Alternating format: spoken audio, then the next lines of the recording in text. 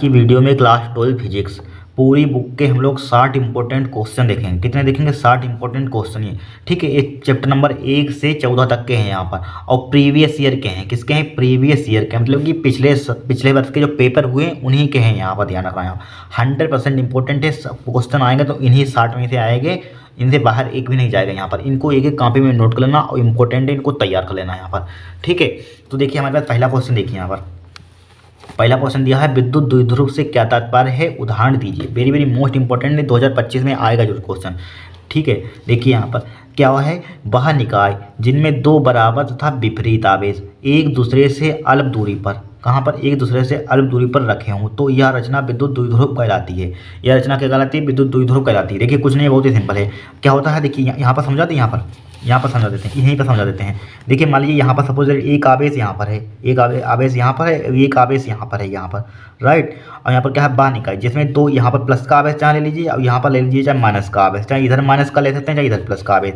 और यहाँ पर इस टाइप से एक अल्प दूरी पर रख देंगे। यहाँ पर क्या लिखेंगे, बाहर निकाय जिसमें दो बराबर है, बट इसकी ये मतलब कि बराबर है विपरीत हैं, ठीक है। मतलब कि इसके साइन अपोजिट है इसलिए विपरीत हैं। बराबर से विपरीत आवेश एक दूसरे से अल्प दूरी पर ले सकते हैं या सूक्ष्म दूरी पर बोल सकते हैं। यहाँ पर अल्प दूरी या सूक्ष्म दूरी पर रखे हों, ठीक है, उसी को कहते हैं विद्युत द्विध्रुव कहते हैं। उसे क्या कहते हैं? विद्युत द्विध्रुव। फॉर एग्जाम्पल HCl लिख देंगे, यहाँ पर H2 लिख देंगे, HBr लिख देंगे, NH3 लिख देंगे, CH4 लिख देंगे। यहाँ पर इंपॉर्टेंट है, तैयार कर लेना यहाँ पर, ठीक है। कर लेंगे तैयार। है पर क्या क्या लिखेंगे परिभाषा में, वह निकाय जिसमें दो बराबर तथा विपरीत आवेश एक दूसरे से सूक्ष्म दूरी पर हों, अल्प दूरी पर हों, उसे क्या कहते हैं? विद्युत द्विध्रुव कहते हैं। क्या कहते हैं? विद्युत द्विध्रुव कहते हैं। यहाँ पर एग्जाम्पल ये लिख लेना, यहाँ पर नोट कर लीजिए। दूसरा क्वेश्चन चलते हैं। यहाँ पर एक क्वेश्चन बहुत ही सिंपल भाषा में लिखा हुआ है, कुछ नहीं, आराम से एक दो बार पढ़ेंगे आराम से याद हो जाएंगे यहाँ पर, ठीक है।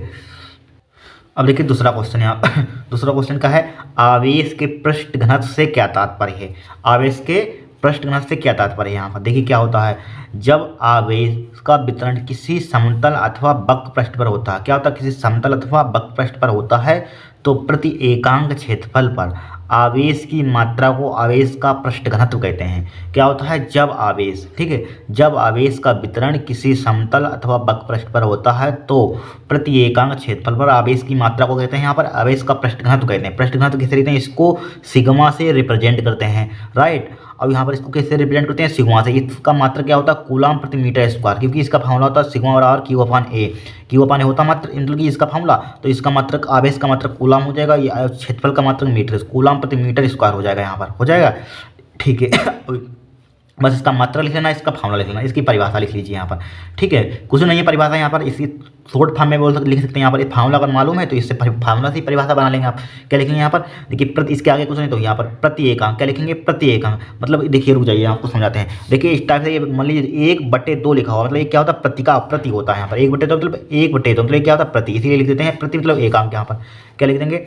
प्रति एकांक मतलब इसके बटे लिखा हो इसलिए एक है, इसके आगे एक मान सकते हैं। यहाँ पर कुछ नहीं, जिसका कोई नहीं होता उसका क्या होता है? एक होता है। मान लीजिए यहाँ पर एक से इसका कोई नहीं है तो इसके आगे क्या होगा? एक होगा। यहाँ पर इसी टाइप से इसके आगे कोई नहीं तो क्या होगा? एक होगा। तो क्या लिखेंगे? प्रति एकांक क्षेत्रफल पर, क्या एरिया, प्रति एकांक क्षेत्रफल पर आवेश की मात्रा को आवेश का पृष्ठ घनत्व कहते हैं। इसके अगर फार्मूला मालूम है तो फार्मूला से बना सकते हैं परिभाषा यहाँ पर, ठीक है। लिख लीजिए। अब नेक्स्ट देखते हैं इंपॉर्टेंट क्वेश्चन। अब दो न्यूमेरिकल इंपॉर्टेंट देखेंगे यहाँ पर जो हर बार पूछे जाते हैं।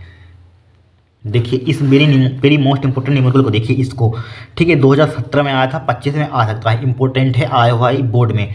देखिए इसमें दिया है ठीक है 4500, क्या दिया है? 4500 प्लस रेखाएं किसी निश्चित आयतन के क्षेत्र के भीतर जा रही हैं। कहाँ जा रही है? क्षेत्र के भीतर जा रही हैं यहाँ पर, ठीक है। तथा 2500 प्लस रेखाएं उस क्षेत्र से बाहर निकल रही हैं। कहाँ निकल रही है? बाहर निकल रही है। तो उस क्षेत्र के भीतर कितना आवेश है, कितना चार्ज यहाँ पर फाइंड करना है यहाँ पर हमें, ठीक है, आवेश निकालना है। देखिए इसमें एक बेसिक सी बात अगर नहीं मालूम है तो आपका क्वेश्चन है गड़बड़ा जाएगा। देखिए एक बात समझ लीजिए यहाँ पर, देखिए इसमें क्या लिखा हो? 4500 फ्लास्क रेखाएं किसी निश्चित आयतन के क्षेत्र के भीतर जा रही हैं।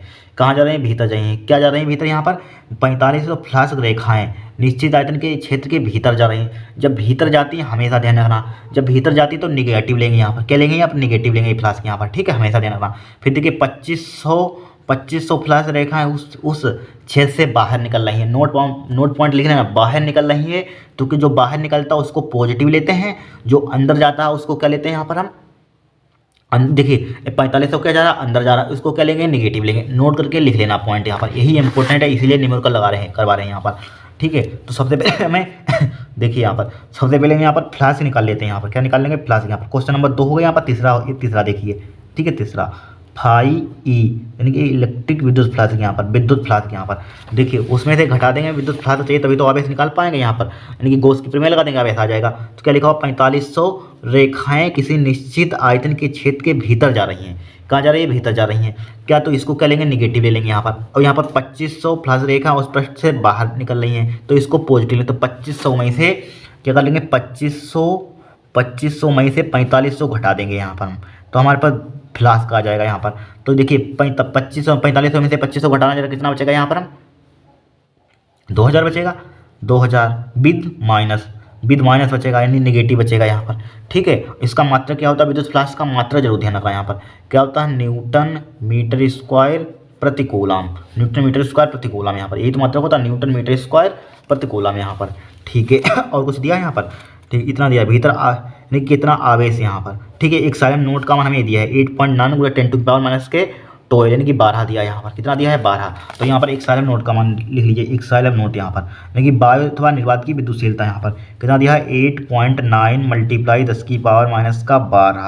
10⁻⁻12। इसका मात्रा जरूर ध्यान रखना, बहुत इंपॉर्टेंट है। लगातार आया था, 22 में पूछा गया था, 20 में पूछा गया था ये इसका मात्रा। ठीक है, इसका निर्वात अथवा वायु की विद्युतशीलता का मात्रा क्या होता है, कूलम स्क्वायर होता है। Coulomb square newton metre square, ये मात्रक ध्यान रखना है, इसके मात्रक बहुत इंपॉर्टेंट है। यहाँ पर विद्युत फ्लास्क का हर साल पूछा जाता है, इसका पूछा जाता है यहाँ पर। और विद्युत क्षेत्र की तीव्रता का मात्रक, ये 3 फेम ऐसे ही हर साल पूछा जाते हैं, जो कि मात्रक यहाँ पर। ठीक है, तो गॉस की प्रमेय लगा दीजिए। यहाँ पर हमें आवेश निकालना है। यहाँ पर क्या निकालना है, आवेश। इसमें पूछा बोला गया आवेश की याद कीजिए। देखिए कि क्षेत्र, उस क्षेत्र के भीतर कितना आवेश है, तो आवेश निकालना, क्यू का मान यहाँ पर, तो क्यू का मान निकालना है यहाँ पर। ठीक है, तो इसके लिए भाई गॉस की प्रमेय लगा दीजिए। यहाँ पर क्या होता है, गॉस की प्रमेय में फाई ई बराबर क्या होता है, 1/, एक्साइलम नोट मल्टीप्लाई इधर क्या होता है, क्यू होता है यहाँ पर। ठीक है, यही तो होता है यहाँ पर। हमें क्यू का मान निकालना, तो इसकी इधर मल्टीप्लाई कर दीजिए यहाँ पर। तो क्या हो जाएगा, फाई ई इंटू एक्साइलम नोट बराबर क्या हो जाएगा, इधर बचा क्यू। तो क्यू बराबर क्या आ जाएगा हमारे पास, फाई ई लिख सकते हैं यहाँ पर, फाई ई इंटू एक्साइलम नोट यहाँ पर। अब फाई ई का मान हमने निकाला यहाँ पर, कितना है, -2000 लिखा है यहाँ पर। मल्टीप्लाई एक्साइलम नोट का मान कितना हमारे पास 8.9 है। 8.9 × 10⁻⁻12 है यहाँ पर, 10⁻⁻12। तो क्यू बराबर क्या आ जाएगा, 2 से देखिए इसको लिख सकते हैं -2 गुणा 8.9 लिखा, और गुणा 10⁻⁻12 हमने ज्यों का त्यों लिखा। अब यहाँ पर 3 है यहाँ पर, तो 10⁻3 हमने ज्यों का त्यों लिख दिया, यहाँ पर लिख दिया। अब देखिए क्या हो जाएगा, क्यू बराबर इसकी मल्टीप्लाई कीजिए। देखिए 2 नेम 18 का 8 आ जाएगा। 2 नेम 18 का कितना होता है, 8। ठीक है, 18 का 8 हासिल कितने लगेगा यहाँ पर, 1 लगेगा यहाँ पर। 8 दूनी 16, 1 17 हो जाएगा। पॉइंट कितने के बाद लग जाएगा, 1 के बाद, विद माइनस। ठीक है, और मल्टीप्लाई 12 में से 3 घटाएंगे कितना बचेगा, 10⁻9 बचेगा। कितना बचेगा, 10⁻⁻9 बचेगा यहाँ पर। ठीक है, चाहे पॉइंट को आप इधर ला सकते हैं, एक पॉइंट को। ठीक है, इधर लाना चाहते हैं तो इस पॉइंट को कहाँ लाइए, इधर ले आइए। तो क्यू बराबर क्या आ जाएगा, -1.78 हो जाएगा यहाँ पर, -1.78। और मल्टीप्लाई जब इधर लाते हैं उधर लाते हैं, घटती है पावर, इधर लाते हैं क्या, इसमें जोड़ देंगे 1 यहाँ पर। ठीक है, कितना बचेगा, 10⁻⁻8 बच जाएगा यहाँ पर। इसको हटा दीजिए यहाँ पर, समझाने के लिए बताइए। इसका मात्रक क्या होता है, कूलम होता है। ठीक है, इसका मात्रक क्या होता है, कूलम। ये क्या हो जाएगा, आपका आंसर हो जाएगा। कोई दिक्कत नहीं है, आराम से क्वेश्चन होगा, कुछ है नहीं, बहुत इंपॉर्टेंट क्वेश्चन है, 2017 में आ चुका है। अब देखिए सबसे वेरी मोस्ट इंपॉर्टेंट, हर साल आता, कभी मिस ही नहीं होता क्वेश्चन, ये वाला।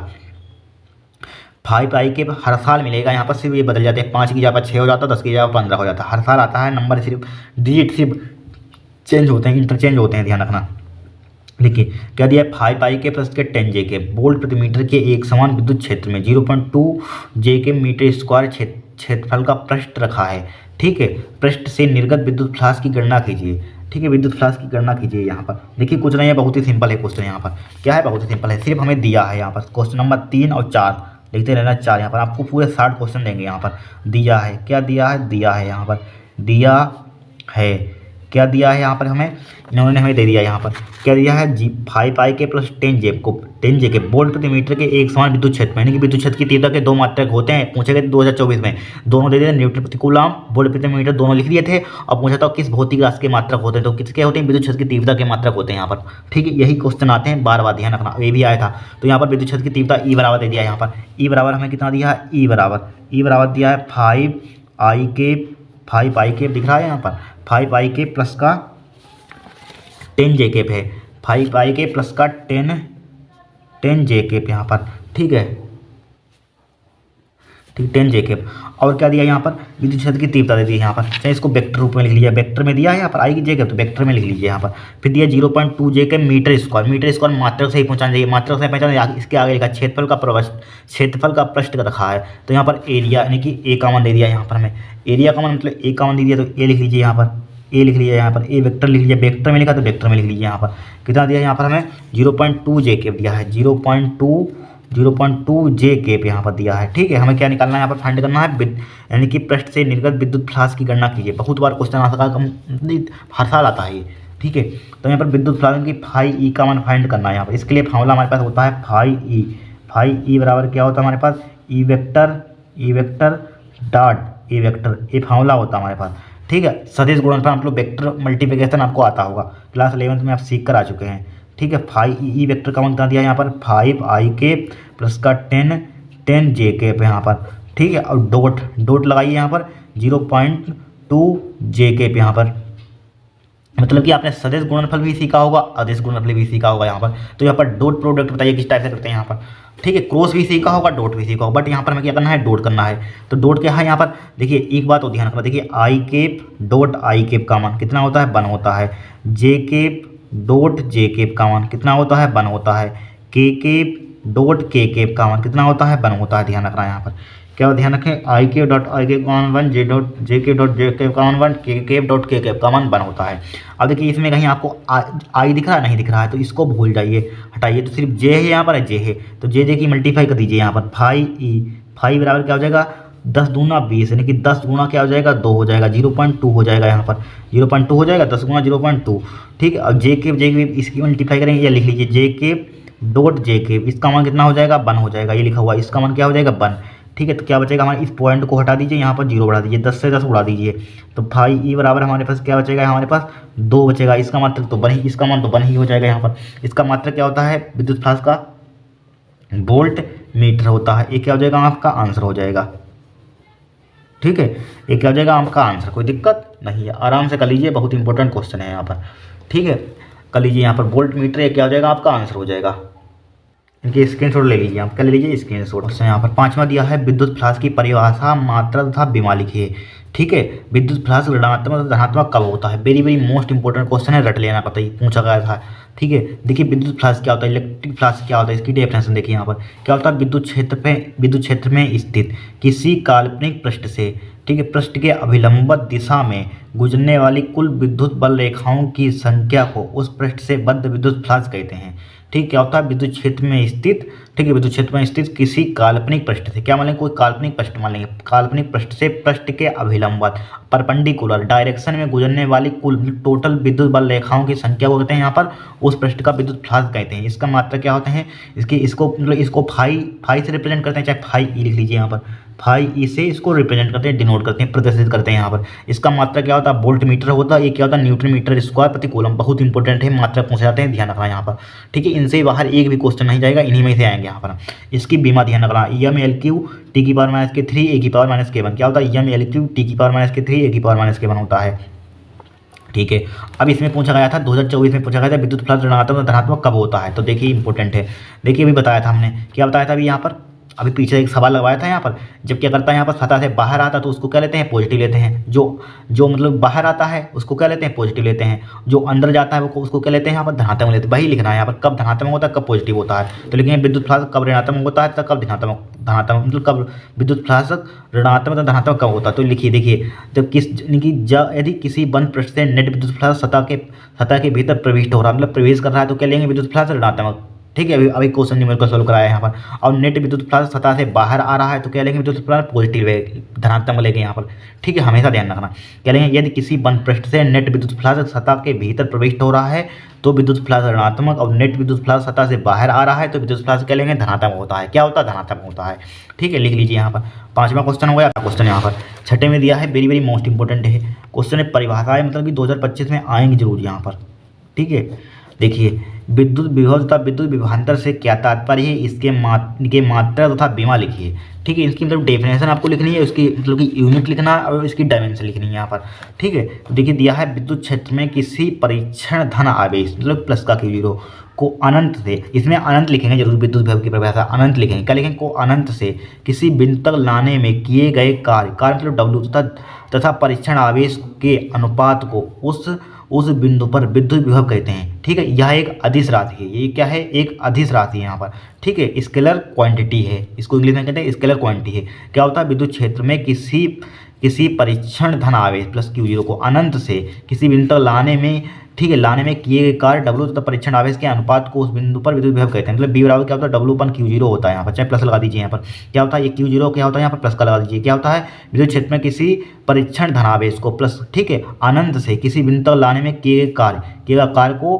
कार्य तथा परीक्षण आवेश का ये इसका रेशियो होता है, उसी को कहते हैं यहाँ पर विद्युत विभव कहते हैं। इसका मात्रक क्या होता है, जूल प्रति कूलम होता है, ये W का मात्रक जूल, इसका आवेश का मात्रक कूलम, या इसी को ले देते हैं शॉर्ट फॉर्म में वोल्ट। सबसे ज़्यादा वोल्ट लिखा जाता है, इसका बहुत ही कम यूज होता है यहाँ पर, लेकिन पूछा जा सकता है पेपर में यहाँ पर जूल प्रति कूलम या वोल्ट होता है। बीमा इसकी ध्यान रखना यहाँ पर, इसकी मतलब कार की बीमा रखना यहाँ पर, और यहाँ पर आवेश की, दोनों को सिंप्लीफाई करेंगे ये बीमा आ जाएगी, ये एल स्क्वायर टी की पावर -3 ए की पावर -1 यहाँ पर। ठीक है, परिभाषा एज इट इज सेम होती है, लेकिन थोड़ा सा डिफरेंस होता है। यहाँ पर एक बिंदु से दूसरे बिंदु तक आ जाता है उसी यहाँ पर, वहाँ पर अनंत होता है, बाकी सब एज इट इज। ठीक है, विद्युत विभवांतर क्या होता है, विद्युत क्षेत्र में किसी परीक्षण धन आवेश प्लस Q0 को एक बिंदु से दूसरे बिंदु तक लाने में, ठीक है, लाने में किए गए कार्य मतलब W तथा परीक्षण आवेश के अनुपात को, क्या परीक्षण आवेश के अनुपात को उन बिंदुओं के बीच विद्युत विभवांतर कहते हैं। क्या कहते हैं, उन बिंदुओं के विद्युत विभवांतर कहते हैं। ठीक, क्या होता है, विद्युत क्षेत्र में किसी, वही परिभाषा सिर्फ अनंत की जगह पर एक बिंदु से दूसरे बिंदु लगा देना यहाँ पर, विद्युत क्षेत्र में किसी परीक्षण धनावेश को एक बिंदु से दूसरे बिंदु तक लाने में किए कार्य तथा परीक्षण आवेश के अनुपात को उन बिंदुओं के बीच विद्युत विभवांतर कहते हैं। ठीक है, यह एक अदिश राशि है, यह क्या अदिश राशि है, बस वही फॉर्मूला यहाँ पर। यदि देखिए, यदि बिंदु ए तथा बी के विद्युत विभव बी ए तथा बी हो तो विद्युत विभवांतर बी ए माइनस के बी बराबर क्या होता है, W/Q0। बी ए का मान दे देगा आपको या बी का मान दे देगा, इनका मान दे बी का मान पूछेगा, इसलिए फॉर्मूला इस टाइप से ले लीजिए, पूछेगा एक बार सवाल। ठीक है, इंपॉर्टेंट है, बी ए माइनस के बी बराबर क्या होता है, W/Q0। बाकी सब मात्रा को बीमा एक ही होंगे यहाँ पर, क्या होंगे, एक ही होंगे, नोट कर लीजिए। अब 7वां क्वेश्चन देखते हैं यहाँ पर हम, देखिए अब 7वां क्वेश्चन क्या है, समविभव पृष्ठ से क्या तात्पर्य है। क्या है, समविभव पृष्ठ से क्या तात्पर्य, क्या होता है, किसी विद्युत क्षेत्र में खींचा गया वह काल्पनिक पृष्ठ, क्या वह काल्पनिक पृष्ठ जिस पर स्थित सभी बिंदुओं पर विद्युत विभव बराबर हो।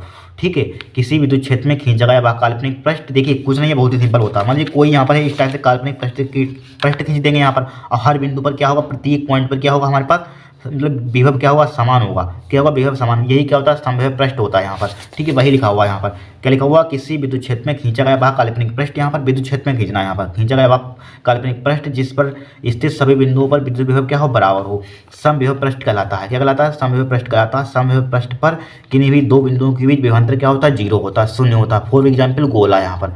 ठीक है, फिर देखिए 8वां क्या है, संधारित्र से क्या तात्पर्य, वेरी वेरी मोस्ट इंपॉर्टेंट है। ठीक है, देखिए संधारित्र किसी भी प्रकार के दो ऐसे चालकों का युग्म है। क्या है, दो ऐसे चालकों का युग्म है जो कि एक दूसरे के समीप हो। कहाँ हो, जो कि एक दूसरे के समीप हों, जिन पर बराबर व विपरीत आवेश हो, इक्वल हो, मतलब कि बराबर हो और अपोजिट क्या हो, चार्ज हो। यहाँ पर इक्वल मतलब अपोजिट, इक्वल एंड अपोजिट हो, तथा जिसकी एक प्लेट पृथ्वी से जुड़ी हो, यही क्या होता है, संधारित्र होता है। क्या होता है, संधारित्र किसी भी प्रकार के दो ऐसे चालकों का युग्म है जो कि एक दूसरे के समीप हो, जिन पर बराबर व विपरीत आवेश हो, जिनकी एक प्लेट पृथ्वी से जुड़ी हो। ठीक है, नोट कर लीजिए। 8वां चलते हैं, क्वेश्चन 9वां चलते हैं अब देखिए इस नवे क्वेश्चन को, very very most important question है, 2023 में पूछा गया था यहाँ पर।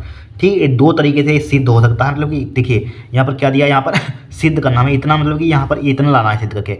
देखिए जब हमने आंसर 2023 का कराया था उसमें और तरीका बताया था, दूसरा तरीका बताया था, इसमें और तरीका बताएंगे। इसके दो तरीके सिद्ध करने के हैं यहाँ पर, हम क्या है, दो तरीके हैं, लेकिन ये सिंपल मेथड आज आपको बताएंगे। यहाँ पर वहाँ पर थोड़ा सा लेंथी बताया था, यहाँ पर सिंपल मेथड बताएंगे यहाँ पर हम।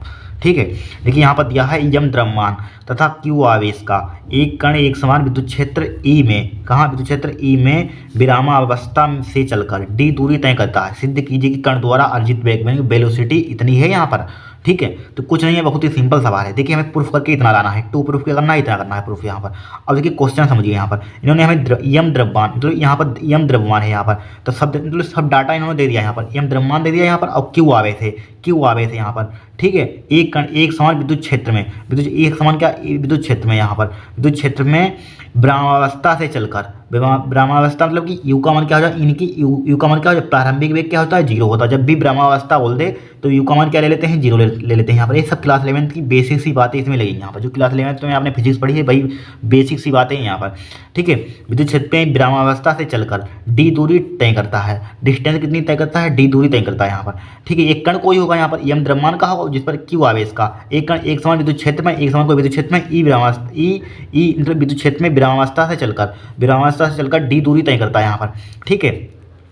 डी दूरी सिद्ध कीजिए, इतना है वेग, इतना है। तो देखिए सबसे पहले एक फार्मूला हम जानते हैं यहाँ पर, क्या जानते हैं यहाँ पर हम, चूंकि विद्युत क्षेत्र की तीव्रता देखिए हमें, चूंकि यहाँ पर देखिए क्वेश्चन समझिए थोड़ा सा, अगर सिद्ध करने कोई नया सवाल आए तो थोड़ा सा कॉमन सेंस लगाना है यहाँ पर, क्योंकि यहाँ पर देखिए विद्युत क्षेत्र की तीव्रता भी लाना है इसमें हमें, विद्युत क्षेत्र की तीव्रता लाना। तो ऐसा कोई सवाल मतलब ऐसा कोई फार्मूला ढूंढिए जिसमें विद्युत क्षेत्र की तीव्रता आए यहाँ पर, ठीक है। विद्युत क्षेत्र की तीव्रता यहाँ पर, तो हमारे पास क्या होता है, ये क्या होता है फार्मूला, देखिए आपने एफ बराबर एक फार्मूला पढ़ा होगा, एफ बराबर क्या होता है, क्यू ई होता है, यही तो होता है, इसमें विद्युत क्षेत्र की तीव्रता आ रहा है यहाँ पर, ठीक है। ये मतलब कि कॉमन सेंस थोड़ा सा लगाना है एग्जाम में, यहाँ पर आपका क्वेश्चन सोल्व हो जाएगा। यहाँ पर देखते रहना, ये प्रूफमेंट दिया होता है उसको देखते रहना क्या हमें लाना है, ठीक है। अब ये एफ बराबर क्या होता है, क्यू ई होता है, ठीक है। बट हमें यहाँ पर बेग लाना, पहले सबसे नंबर बेग कैसे आता है यहाँ पर, बेग देखिए आपने गति के समीकरण पढ़े हैं उसमें बेग आता है यहाँ पर, ठीक है। तो सबसे पहले देखिए न्यूटन का द्वितीय नियम, देखिए न्यूटन के द्वितीय नियम से क्या लिखेंगे यहाँ पर, न्यूटन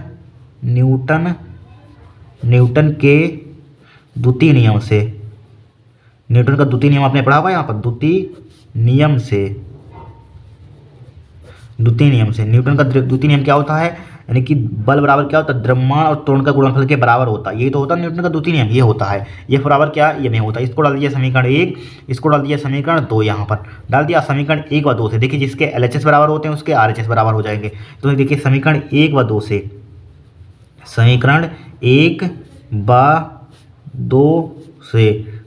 1 व 2 से क्यू ई बराबर किसके हो जाएगा, क्यू ई बराबर हमारे पास हो जाएगा एम ए के। यहाँ पर जब लेफ्ट हैंड साइड बराबर होते हैं तो उसके राइट हैंड साइड क्या हो जाते हैं, इक्वल हो जाते हैं, राइट। तो यहाँ पर क्यू ई बराबर क्या हो जाएगा, एम ए के हो जाएगा यहाँ पर, ठीक है, एम ए के हो जाएगा, ठीक है। सबसे पहले यहाँ पर आप इसको त्वरण बोलते हैं, ध्यान रखा, इस इंग्लिश में क्या बोलते हैं, एक्सक्लारेशन बोलते हैं यहाँ पर, ठीक है, ध्यान रखा, इंग्लिश में क्या बोलते हैं, एक्सक्लारेशन। तो यहाँ पर क्या हो जाएगा, ए का मान निकालिए, त्वरण का मान निकालिए, त्वरण, तो इसको नीचे ले तो क्या हो जाएगा, क्यू ई अपमान क्या हो जाएगा हमारे पास, एम हो जाएगा यहाँ पर, ठीक है। देखिए इतना हमारे पास सिद्ध होकर आ गया, क्यू ई आ गया, एम आ गया यहाँ पर। अब डी लाना है और बी लाना है, तो बी कैसे आएगा यहाँ पर, देखिए गति के समीकरण आपने पढ़े होंगे यहाँ पर, गति के समीकरण यहाँ पर, ठीक है। अब हम जानते हैं, क्या जानते हैं यहाँ पर, क्या जानते हैं, नहीं गति के तीसरे समीकरण से लिखिए आप यहाँ पर, क्या लिखेंगे, गति के तीसरे समीकरण से, गति के तृतीय समीकरण से, तीसरे समीकरण से, तृतीय लिख दीजिए, तृतीय गति के तृतीय समीकरण से या तीसरे समीकरण से, यहाँ पर समीकरण से, फ्रॉम क्या लिखेंगे इंग्लिश में, फ्रॉम गति के लिख लीजिए, गति के तृतीय समीकरण से। गति का तृतीय समीकरण क्या होता है, बी स्क्वायर बराबर क्या होता है, देखिए क्लास 11th के B square E square plus के 2as, यहाँ पर यही तो होता है। यहाँ पर देखिए ए क्या होता है, त्वरण होता है, एक प्रारंभिक वेग होता है, वेलोसिटी अंतिम वेग होता है, यस क्या होता है, दूरी होती है। लेकिन इन्होंने हमें दूरी क्या दे दी यहाँ पर, दूरी इन्होंने यस की यहाँ पर डी दे दी, यहाँ पर यस बराबर क्या कर दिया, डी दे दिया यहाँ पर दूरी यहाँ पर, ठीक है। देखिए क्लास 11th में ये भी आपने फॉर्मूला पढ़ा होगा, क्लास 11th में ये भी सब क्लास 11th की देखिए बेसिक से फिजिक्स लगी है यहाँ पर। अब देखिए यहाँ पर बी स्क्वायर ज्यों का 3 लिखिए, बी स्क्वायर और ज्यों का 3, ई स्क्वायर का मान 0 दे दिया है, 0 का स्क्वायर 0 प्लस का 2, अब ए का मान ये निकाल चुके हैं यहाँ पर, क्यू ई अपान एम।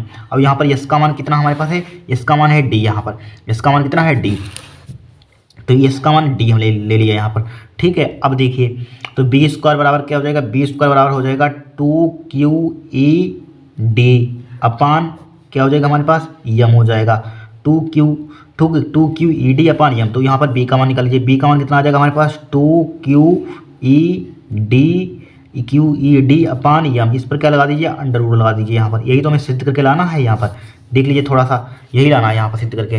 देखिए 2QED अपान यम, देखिए सिद्ध होगा तो लिख देंगे हैंस प्रूव्ड, क्या लिख देंगे, हैंस प्रूव्ड, यानी कि ये थी सिद्धम।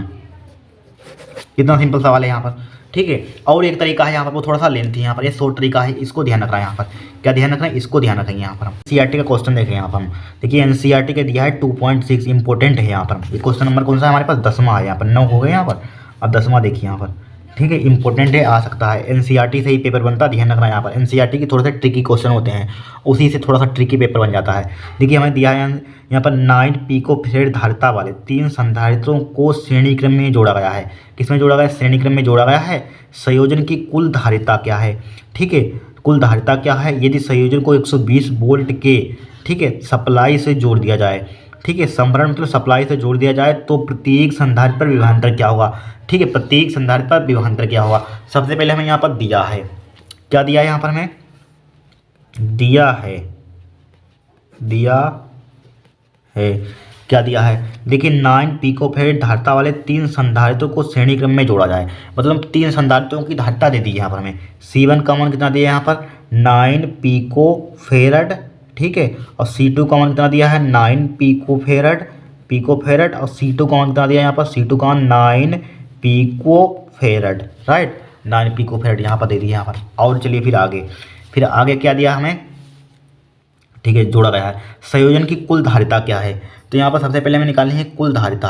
तो कुल धारिता क्या है, किसमें जोड़ा गया है, यहाँ पर 9 पिकोफैरेड धारिता वाले 3 संधारित्रों को, ठीक है, श्रेणी क्रम में जोड़ा गया है, श्रेणी क्रम में जोड़ा गया है यहाँ पर, ठीक है। तो C1 C2 C3 का श्रेणी क्रम के लिए फॉर्मूला क्या होता है, 1/C बराबर होता है, फर्स्ट पार्ट सोल्व करें यहाँ पर 1/C बराबर, देखिए कुल धारिता मतलब श्रेणी क्रम में धारिता निकालनी है यहाँ पर, क्या हो जाएगा 1/C1 होता है प्लस का 1/C2 होता है प्लस के 1/C3 होता है, यही तो होता है। चाहे इसको सी डैश से मान लीजिए यहाँ पर, इसको सी डैश मान लीजिए यहाँ पर, इसको क्या मान लीजिए यहाँ पर सी डैश मान लीजिए यहाँ पर, चाहे सी मान लीजिए सी डैश कुछ भी मान लीजिए यहाँ पर। अब देखिए 1/C डैश, ठीक है, अपनी पहचान के लिए मान लेते हैं 1/C1, C1 का मान 9 दिया है प्लस के 1/9 प्लस के 1/9 हो जाएगा, 1/9 हो गया यहाँ पर।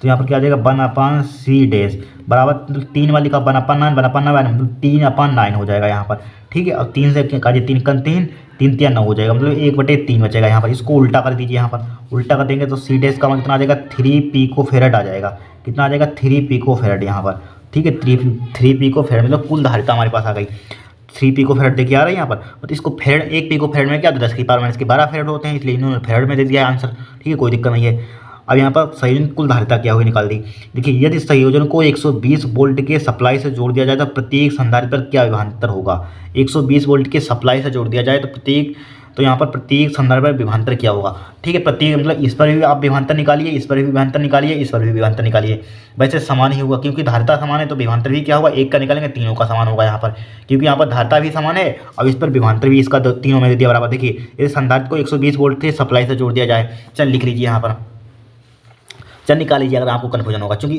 जब C1 के लिए भी विभवांतर सेम आएगा और C2 के लिए भी धारिता के लिए विभवांतर सेम आएगा। चल लिख लीजिए C1 पर विभवांतर, C1 पर विभवांतर क्या हो जाएगा यहाँ पर B1 से लिखते हैं यहाँ पर, मतलब पहली धारिता के लिए विभवांतर क्या होता है फॉर्मूला यहाँ पर Q/C1 हो जाएगा। Q का मान कितना दिया है यहाँ पर, इसमें दिया है Q1 का मान कितना दिया है, Q1 का मान दिया है 120, ठीक है, और C1 का मान वही 9 पिकोफैरेड है, 9 पिकोफैरेड यहाँ पर। अब काट दीजिए यहाँ पर, 9 से कट जाएगा, यहाँ पर कट जाएगा 9 से, देख लीजिए चेक कर लेते हैं 120 वोल्ट ही है यहाँ पर, 120 वोल्ट है, लेकिन रुक जाइए यहाँ पर हमें निकालना है यहाँ पर क्वेश्चन, समझिए यहाँ पर क्वेश्चन क्या कह रहा है यहाँ पर, देखिए इसमें बोला है यदि संयोजन को 120 वोल्ट के सप्लाई से जोड़ दिया जाए तो प्रत्येक संधारित्र पर विभवांतर क्या होगा, 120 सप्लाई से जोड़ दिया जाए तो प्रत्येक संधारित्र पर विभवांतर कितना होगा, लेकिन हमें Q का मान थोड़ी ना मालूम, विभवांतर का मालूम है यहाँ पर। तो यहाँ पर इसकी यहाँ पर क्यों पुट कर रहे हैं यहाँ पर, क्योंकि यहाँ पर विभवांतर आवेश हमें मालूम ही नहीं है, यहाँ पर हमने देखा नहीं, आवेश मालूम नहीं है, तो आवेश निकाल लेते हैं यहाँ पर। आवेश क्या निकालेंगे यहाँ पर, आवेश Q बराबर क्या होता है, फॉर्मूला आपने पढ़ा होगा CV होता है, विभवांतर कुल धारिता कितनी निकाली तो C डैश B हो जाएगा। अब देखिए C डैश का मान 3 पता है, 3 और मल्टीप्लाई और B का मान हमारे पास कितना है 120 है यहाँ पर, ठीक है 120, तो Q बराबर क्या हो जाएगा 120 12 36 यानी कि 360 हो जाएगा। P को कूलम में क्या आ जाएगा हमारे पास, मतलब कि आवेश आ जाएगा। अब आवेश की जगह पर पुट कीजिए तो B1 बराबर क्या आ जाएगा Q का मान कितना दिया है 360 और बटे C1 का मान कितना दिया है यहाँ पर, ऊपर देख लें 9 है यहाँ पर। अब 9 से 9 चौक 36 यानी कि 40 आ जाएगा यहाँ पर, 40 आ जाएगा यहाँ पर, 40 वोल्ट आ जाएगा, क्या आ जाएगा 40 वोल्ट यहाँ पर, ये क्या आ जाएगा आपका आंसर। देखिए आपको कन्फ्यूज, देखिए यहाँ पर यानी कि धारिता पिकोफैरेड लिखेंगे यहाँ पर, क्या है पिकोफैरेड। अब कट में से कट जाएंगे डायरेक्टली, मात्रा से मात्रा कट जाएंगे, वोल्ट में आ जाएगा, यहाँ पर चेंज करने की जरूरत ही नहीं है यहाँ पर, ठीक है, वैसे भी कट जाएगा यहाँ पर। अब C2 पर निकाला यहाँ पर, प्रत्येक बोला यहाँ पर प्रत्येक संधारित्र पर आवेश ज्ञात कीजिए, ठीक, कौन सा देखिए इस पर, इसको देखिए, देखिए प्रत्येक संधारित्र पर क्या विभवांतर होगा, तो C1 पर निकालिए या C2 पर निकालिए विभवांतर यहाँ पर। इसी टाइप से लेंगे तो B2 बराबर क्या हो जाएगा Q अपन क्या हो जाएगा भाई सेम टू सेम आएगा, 360 हो जाएगा भाई, C2 मान सेम टू सेम है, 9 काटेंगे भाई 40 आ जाएगा यहाँ पर, 40 वोल्ट आ जाएगा। इसी टाइप से C3 का मान निकालिए यहाँ पर, C3 का मान B3 आ जाएगा यहाँ पर, Q/C3 हो जाएगा, क्यू अपन क्या हो जाएगा C3 हो जाएगा यहाँ पर। ठीक है भाई, इसे भी बता रहे थे विभवांतर समान होगा यहाँ पर। कितना हो जाएगा 360 बटे क्या हो जाएगा C3 का मान कितना दिया है यहाँ पर में, C3 का मान वही 9 है यहाँ पर, 9 से काटेंगे वही क्या है 40 आ जाएगा, सॉरी 40 आ जाएगा यहाँ पर, 4 क्यों लिख दें 40 वोल्ट आ जाएगा यहाँ पर, क्या आ जाएगा 40 वोल्ट। ये क्या हो जाएगा आपके आंसर हो जाएगा यहाँ पर। ठीक है, प्रत्येक संधारित्र पर विभवांतर क्या होगा 40 वोल्ट होगा। अच्छा लिख सकते हैं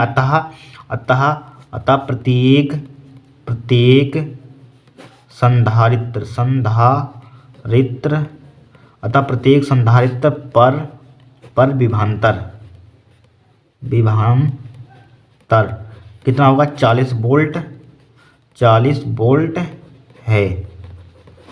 हो गया क्वेश्चन यहाँ पर 10वां क्वेश्चन हो गया। अब देखिए 11वें देखेंगे यहाँ पर, इसको नोट कर लीजिए, आप क्या कर लीजिए नोट कर लीजिए। अब देखिए question number 11 very most important question है, हर साल आता है, कभी मिस ही नहीं होता है यहाँ पर। ठीक है, अनुगमन वेग या अपवाह वेग की परिभाषा दीजिए, हर साल आता है यहाँ पर, इसको डिफाइन करना होता है। देखिए इसमें दिया है मुक्त इलेक्ट्रॉनों के अनुगमन वेग अथवा अपवाह वेग से क्या तात्पर्य है, क्या समझते हैं। हर साल आता है, कभी मिस ही नहीं होता, इसको तैयार कर लेना यहाँ पर। ठीक है, हर साल आता है यहाँ पर। देखिए क्या होता है, इलेक्ट्रॉनों को प्राप्त, ठीक है, इलेक्ट्रॉनों को प्राप्त वह सूक्ष्म नियत वेग, सूक्ष्म मतलब नियत वेग, ठीक है, जो इलेक्ट्रॉनों को तार की लंबाई के अनुदिश उच्च विभव वाले सिरे की ओर गति के लिए प्रेरित करता है। क्या करता है, प्रेरित करता है, अनुगमन वेग कहलाता है। ठीक है, आपसे कोई पूछते हैं अनुगमन वेग क्या होता है, तो क्या बताएंगे, इलेक्ट्रॉनों को प्राप्त वह सूक्ष्म नियत वेग। ठीक है, इलेक्ट्रॉनों को प्राप्त वह सूक्ष्म नियत वेग जो इलेक्ट्रॉनों को तार की लंबाई के अनुदिश उच्च विभव वाले सिरे की ओर, ठीक है, गति के लिए प्रेरित करता है, अनुगमन वेग कहलाता है। क्या कहलाता है, अनुगमन वेग कहलाता है यहाँ पर। फिर देखिए 12वां क्वेश्चन, ये भी बहुत इंपॉर्टेंट है यहाँ पर। ठीक है, इसके लिखना, इसको BD से रिप्रेजेंट करते हैं, इसको कैसे लिखते हैं, BD से प्रदर्शित करते हैं यहाँ पर। अब देखिए किसी पदार्थ के विशिष्ट प्रतिरोध से या आप क्या समझते हैं, इसका मात्रक भी लिखिए। क्या लिखिए, इसका मात्रक भी लिखिए। देखिए क्या होता है विशिष्ट प्रतिरोध यहाँ पर। देखिए किसी धारावाही चालक में विद्युत क्षेत्र की तीव्रता E तथा धारा घनत्व J का अनुपात विशिष्ट प्रतिरोध कहलाता है। क्या कहलाता है, विशिष्ट प्रतिरोध कहलाता है। इसे रो से प्रदर्शित करते हैं। क्या होता है, मतलब कि विद्युत क्षेत्र की तीव्रता और धारा घनत्व का अनुपात का जो मतलब अनुपात जो रेशियो होता है वही क्या कहलाता है हमारे पास, विशिष्ट प्रतिरोध कहलाता है। इसका मतलब ओम मीटर या ओम सेंटीमीटर होता है यहाँ पर। ठीक है, इसकी बीमा ये ध्यान रखना है यहाँ पर, इसकी बीमा क्या ध्यान रखें, ये ध्यान रखें यहाँ पर। ठीक, कुछ नहीं है, बहुत इंपॉर्टेंट है यहाँ पर। देखिए कहा है कि विद्युत क्षेत्र की तीव्रता धारा घनत्व के अनुपात को विशिष्ट प्रतिरोध कहते हैं। बस इतना ध्यान रखना है यहाँ पर, वही परिभाषा लिख देना बनाकर। बस आपको फार्मूले मालूम होने चाहिए, परिभाषा अपने आप ऑटोमेटिक बन जाती है। ठीक है, फार्मूले याद कर लेना, फार्मूले की एक वीडियो हमने बनाई थी, उसको देख लेना, सभी फार्मूले हमने करा दिए थे यहाँ पर।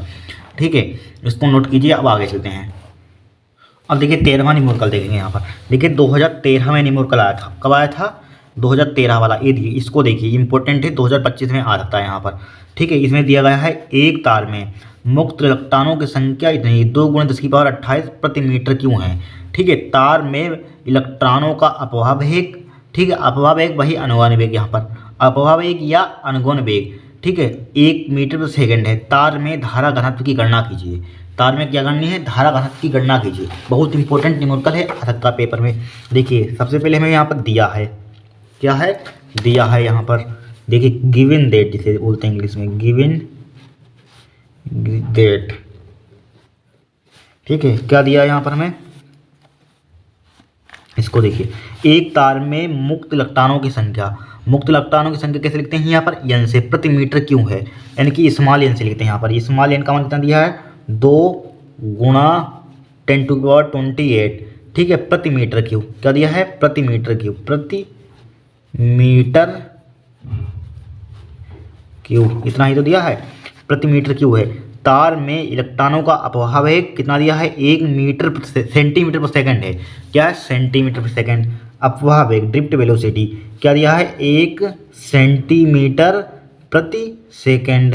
ठीक है, लेकिन इसको हमें मीटर प्रति सेकंड में कन्वर्ट करना होगा यहाँ पर, क्योंकि हम जानते हैं उसका मात्रा क्या होता है। उसको MKS पद्धति में रखिए यहाँ पर, क्योंकि ये अब MKS पद्धति में है। तो यहाँ पर 1 × 10⁻⁻2 से मल्टीप्लाई कर देंगे, किस में हो जाएगा, मीटर प्रति सेकंड में हो जाएगा यहाँ पर। ठीक है, तो हमें फाइंड क्या करना है यहाँ पर, तब तार में धारा घनत्व की गणना कीजिए, तब तार में धारा घनत्व की गणना कीजिए, इसका मान निकालना है। बस बहुत सिंपल, धारा घनत्व तो अनुगमन वेग में संबंध पढ़ा हुआ आपने। J बराबर क्या होता है हमारे पास, NEBD, यही तो फॉर्मूला होता है, NEBD। E क्या होता है, इलेक्ट्रॉन पर आवेश, इलेक्ट्रॉन पर आवेश सभी जानते हैं। कितना होता है 1.6 × 10⁻⁻19। ये होता है इलेक्ट्रॉन पावर इस कूलाम। वैल्यू पुट कर दीजिए, आपका आंसर आ जाएगा। तो जे बराबर क्या हो जाएगा हमारे पास एन मुख्य इलेक्ट्रॉनों की संख्या कितनी देंगे 2 × 10⁻28। 2 × 10⁻28 इलेक्ट्रॉन पर आवेश कितना होता है, ठीक है, इलेक्ट्रॉन पर आवेश कितना होता है 1.6 × 10⁻⁻19 होता है, 1.6 × 10⁻⁻19। अब बी डी का मान कितना दिया है यहाँ पर 1 × 10⁻⁻2, 1 × 10⁻⁻2, ठीक है। अब जे बराबर कितना हो जाएगा 16 दूनी 32 हो जाएगा, 16 दूनी 32.1 के बाद आ जाएगा यहाँ पर। अब देखिए 19 10 की पावर मल्टीप्लाई 10 की पावर 28 ज्यों का त्यों लिखिए, 28 ज्यों का त्यों लिखा है यहाँ पर। 19 2 कितना होता है 21 होता है, माइनस का कितना हो जाएगा 21 हो जाएगा, हो जाएगा। अब 28 में से 21 जना घटाना जरा बताना कितना होता है, कितना होता है 28 में 7 बचेगा यहाँ पर। 28 में 21 7 यानी कि 10 की पावर किसका बचेगा प्लस का 7। इसका मात्रक क्या होता है एम्पियर प्रति मीटर स्क्वायर। धारा घनत्व का एम्पियर, धारा घनत्व का फॉर्मूला क्या होता है जे बराबर क्या होता है I/A होता है। इसका मात्रक एम्पियर हो जाएगा, इसका मात्रक मीटर स्क्वायर, तो क्या हो जाएगा एम्पियर प्रति मीटर स्क्वायर। ये क्या हो जाएगा आपका आंसर हो जाएगा। बस क्वेश्चन में दिया है एक समान चुंबकीय क्षेत्र से क्या तात्पर्य है, उदाहरण भी दीजिए। क्या होता है देखिए, जिस चुंबकीय क्षेत्र में चुंबकीय बल रेखाएं समांतर व समदूरस्थ हों, क्या हो समांतर व समदूरस्थ हों, वहाँ एक समान चुंबकीय क्षेत्र होता है। वहाँ क्या होता है एक समान चुंबकीय क्षेत्र होता है, ठीक है। लंबी धारावाही परिनालिका के केंद्र पर चुंबकीय क्षेत्र क्या होता है एक समान होता है, ठीक है। क्या होता है एक समान चुंबकीय क्षेत्र क्या होता है जिस चुंबकीय क्षेत्र में चुंबकीय बल रेखाएं समांतर व समदूरस्थ हों, ठीक है, वहाँ एक समान चुंबकीय क्षेत्र होता है। लंबी धारावाही परिनालिका के केंद्र पर क्या होता है चुंबकीय क्षेत्र समान होता है, राइट। फिर देखिए यहाँ पर 15वां क्वेश्चन देखिए हमें दिया है उस भौतिक राशि का नाम बताइए जिसका मात्रक वेबर प्रति मीटर स्क्वायर है। तो क्या होती है हमारे पास चुंबकीय क्षेत्र की तीव्रता या चुंबकीय फ्लक्स घनत्व होता है यहाँ पर। चुंबकीय क्षेत्र की तीव्रता मतलब या चुंबकीय फ्लक्स घनत्व यहाँ पर क्या उस भौतिक राशि का नाम बताइए जिसका मात्रक वेबर प्रति मीटर स्क्वायर। चुंबकीय क्षेत्र की तीव्रता का मात्रक होता है, इसका भी चुंबकीय फ्लक्स घनत्व का मात्रक भी होता है। नोट कीजिए 15वां क्वेश्चन देखेंगे, बहुत इंपॉर्टेंट ये भी है। लोरेंज बल क्या है इसके लिए व्यंजक लिखिए। देखिए क्या होता है यदि आवेशित कण ऐसे क्षेत्र में है, क्या है यदि आवेशित कण ऐसे क्षेत्र में है जहां विद्युत क्षेत्र और चुंबकीय क्षेत्र दोनों उपस्थित हैं, जहां विद्युत क्षेत्र और चुंबकीय क्षेत्र क्या हो दोनों उपस्थित हैं, तब कण पर कार्यरत परिणामी बल को क्या कहते हैं लॉरेंज बल कहते हैं। क्या कहते हैं लॉरेंज बल कहते हैं यहाँ, ठीक है। नोट कर लीजिए इसके लिए फार्मूला क्या होता है यह वेक्टर वाला क्यू ब्रैकेट लगाएंगे ई वेक्टर प्लस के B vector cross B vector. यहाँ पर बी क्या चुंबकीय क्षेत्र होता है, वेग होता है, विद्युत क्षेत्र की तीव्रता होती है, या आवेश होता है, बल होता है, ठीक है। नोट कर लीजिए 16वां देखते हैं क्वेश्चन। देखिए 16वां देखिए 16वें में दिया है धारा मापी को अमीटर में किस प्रकार परिवर्तित करते हैं। वेरी वेरी मोस्ट इंपॉर्टेंट है। देखिए क्या लिखेंगे यहाँ पर 2023 में शायद 22 में पूछा गया था, यहाँ पर इंपॉर्टेंट है, पहली बार 3-4 बार क्वेश्चन में पूछा जा चुका है। देखिए क्या एक निम्न प्रतिरोध शंट को धारा मापी के समांतर क्रम में जोड़कर अमीटर में परिवर्तित किया जा सकता है। क्या लिखेंगे धारा मापी में को अमीटर में किस प्रकार परिवर्तित करते हैं, तो क्या बताएंगे एक निम्न प्रतिरोध शंट को धारा मापी के समांतर क्रम में जोड़कर अमीटर में परिवर्तित किया जा सकता है। किसमें किया जा सकता है अमीटर में परिवर्तित किया जा सकता है यहाँ पर। फिर देखिए धारा मापी अमीटर एवं वोल्टमीटर में से किसका प्रतिरोध अधिकतम और किसका न्यूनतम होता है, ठीक है। तो देखिए यहाँ पर हम जानते हैं अमीटर का प्रतिरोध क्या होता है मिनिमम होता है, अब वोल्टमीटर का प्रतिरोध क्या होता है मैक्सिमम होता है। हमेशा ध्यान रखना, आपसे पूछा जा सकता है यहाँ पर, ठीक है। बाई बाई प्रैक्टिकल होते हैं उसमें पूछा जा सकता है अमीटर का प्रतिरोध क्या होता है न्यूनतम होता है, वोल्टमीटर का प्रतिरोध क्या होता है अधिकतम होता है, ठीक है। क्या होता है अधिकतम होता है यहाँ पर। फिर देखिए 18वां क्वेश्चन दिया है चुंबकीय द्विध्रुव आघूर्ण की परिभाषा विमा मात्रक लिखिए। 24 में ही पूछा गया था यहाँ पर, ठीक है। फिर देखिए किसी चुंबकीय द्विध्रुव का चुंबकीय आघूर्ण वह बल आघूर्ण है। क्या किसी चुंबकीय द्विध्रुव का चुंबकीय आघूर्ण वह बल आघूर्ण है जो इस चुंबकीय द्विध्रुव को एकांक व एक समान चुंबकीय क्षेत्र में क्षेत्र की दिशा के लंबवत रखने पर लगता है। यही क्या होता है हमारे पास चुंबकीय द्विध्रुव आघूर्ण होता है। क्या होता है किसी चुंबकीय द्विध्रुव का चुंबकीय आघूर्ण वह बल आघूर्ण है जो इस चुंबकीय द्विध्रुव को एकांक व एक समान चुंबकीय क्षेत्र में क्षेत्र की दिशा के लंबवत रखने पर लगता है। यही क्या होता है हमारे पास चुंबकीय द्विध्रुव आघूर्ण होता है। यह एक सदिश राशि है यहाँ पर, ठीक है, सदिश राशि। इसका फार्मूला क्या होता है यम बराबर, इसको यम से रिप्रेजेंट करते हैं, लिख लेना यहाँ पर। यम बराबर क्या होता है आई ए होता है। आई का मतलब क्या होता है धारा का मतलब क्या होता है एम्पियर होता है। क्षेत्रफल का मतलब क्या होता है metre square. Ampere metre square इसकी मात्रक होता है, इसकी विमा एल स्क्वायर होती है। क्या होती है एल स्क्वायर होती है। नोट कर लीजिए। देखिए 19 नंबर क्वेश्चन फ्लेमिंग के बाएं हाथ का नियम लिखिए। वेरी वेरी मोस्ट इंपोर्टेंट है यहाँ पर। क्या है वेरी वेरी मोस्ट इंपोर्टेंट, ठीक है। सब क्वेश्चन बार बार आए हुए हैं, ध्यान अपना यहाँ पर। देखिए यदि हम अपने बाएं हाथ के अंगूठे क्या लिखेंगे, यदि हम फ्लेमिंग के बाएं हाथ बोला तो बाएं हाथ के अंगूठे तब उसके पास वाली दोनों अंगुलियों को इस प्रकार फैलाएं कि तीनों एक दूसरे के लंबवत रहें। क्या रहें तीनों एक दूसरे के क्या रहें लंबवत रहें। तब यदि पहली अंगुली चुंबकीय क्षेत्र की दिशा दिशा और बीच वाली उंगली धारा आई की दिशा बताती है। ठीक है, तो अंगूठा चालक पर लगने वाले बल की दिशा को बताएगा यहाँ पर। हाई स्कूल में पढ़ा हुआ होता है भाई ये। यदि हम अपने बाएं हाथ के अंगूठे तो उसके पास वाली दोनों उंगलियों को इस प्रकार फैलाएं कि तीनों एक दूसरे के क्या हो, परपेंडिकुलर हो, लंबवत हो, 90 डिग्री कोण पर हो। ठीक है, यदि पहली उंगली चुंबकीय क्षेत्र बी की दिशा और बीच वाली उंगली धारा आई की दिशा बताती है तो अंगूठा चालक पर लगने वाले बल को बताएगा यहाँ पर। ठीक है, फिर देखिए 20वां क्वेश्चन यहाँ पर, किन्हीं 3 प्रतिचुंबकीय पदार्थों के नाम लिखिए। यहाँ पर Bi है, Au है, जिंक है यहाँ पर। ठीक है, Bi यानी कि बिस्मत, और क्या होता है Au क्या होता है, सोना होता है, जिंक होता है। यहाँ पर क्या होता है, जिंक होता है। ठीक है, इसका नाम क्या होता है, बिस्मत होता है, सोना होता है, जिंक होता है। राइट, नोट कर लीजिए यहाँ पर। अब 21वां देखिए यहाँ पर, चुंबकशीलता यानी कि म्यू। चुंबकशीलता किसे कहते हैं, म्यू से आप क्या समझते हैं। देखिए क्या होती है चुंबकशीलता, किसी चुंबकन क्षेत्र में रखे गए पदार्थों में उत्पन्न चुंबकीय प्रेरण तथा चुंबकन क्षेत्र की तीव्रता के अनुपात को उस माध्यम की चुंबकशीलता म्यू कहते हैं। क्या होती है, किसी चुंबकन क्षेत्र में रखे गए पदार्थों में उत्पन्न चुंबकीय प्रेरण बी तथा चुंबकन क्षेत्र की तीव्रता एच के अनुपात को उस माध्यम का कहते हैं चुंबकशीलता कहते हैं। म्यू बराबर क्या होता है, B/H। बी क्या होता है हमारे पास, क्या होता है यहाँ पर, यानी कि किसी चुंबकन क्षेत्र में रखे गए पदार्थ की चुंबकीय प्रेरण। ठीक है, क्या होता है, चुंबकन क्षेत्र की तीव्रता, इसका रेशियो होता है भाई क्या होता है हमारे पास, चुंबकशीलता होता है। ठीक है, नोट कर लीजिए यहाँ पर।